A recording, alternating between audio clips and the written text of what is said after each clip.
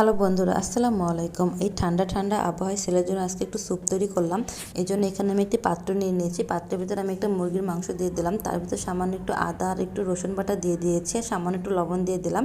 লবণ দেওয়ার পর এটাকে আমি কিছু সময় সেদ্ধ করব। আর এখানে আমি সবজি হিসেবে টমেটো আর গাজর দিয়ে দিয়েছি, আর 2-3টা মরিচ একটু করে চিড়ে দিয়েছি। সমস্ত কিছুকে আমি খুব সুন্দর করে একটু মিশিয়ে নিচ্ছি।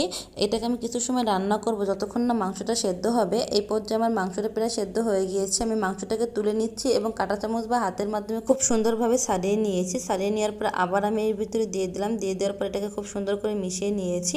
মিশিয়ে নেওয়ার পর এবার কিছুটা সময় রান্না করব। আর এখানে আমি কর্নফ্লাওয়ারের পরিবর্তে চালের গুঁড়ো ব্যবহার করেছি, যেহেতু আমার বাচ্চা খাবে। তো এখানে চালের গুঁড়ো দেওয়ার পর আবার একটু নেড়ে চেড়ে নিচ্ছে। সামান্য একটু সয়া সস আর টমেটো সস দিয়েছি। আমার স্যুপটি তৈরি হয়ে গিয়েছে। এটা কিন্তু বাচ্চার স্বাস্থ্যের জন্য খুবই ভালো, আর খেতেও অনেক বেশি মজা ছিল। ভালো লাগলে আমার ভিডিওতে অবশ্যই একটি লাইক দিবেন, আর বাসায় অবশ্যই একবার খাবারটি ট্রাই করে দেখবেন। ধন্যবাদ সবাইকে।